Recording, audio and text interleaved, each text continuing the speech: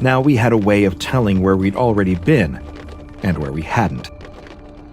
This continued for what felt like it could have been hours, but also could have only been a few minutes. As soon as we'd fallen into this strange place, we all found that our watches stopped working. It was like being in a frozen moment in time. I'm not too proud to admit that the eerie calm, the lack of any sounds or decoration of any kind, anything at all to break up the monotony of our surroundings, started to get to me.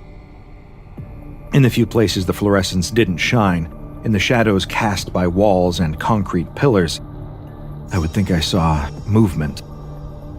Though it startled me, I rationalized it to myself as the product of pareidolia, a tendency of the human mind to make shapes out of nothing when deprived of new stimuli.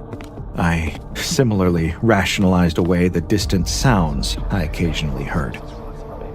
That is, until I looked over to researcher Janice and saw that she had turned her head as well. Whatever was making the noise off in the distance, she heard it too. I'm struggling now to even remember what sound it was that I heard. It could have been voices, but it was too muffled and distant to be completely sure. I told researcher Janice that if this labyrinth was truly man-made, there could be pipes behind the walls, which would account for the occasional noise.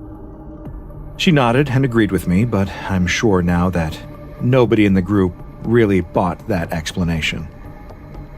Something, human or otherwise, had built this place, and I think on some level every member of the team was thinking the same thing. I don't want to run into whoever that happens to be.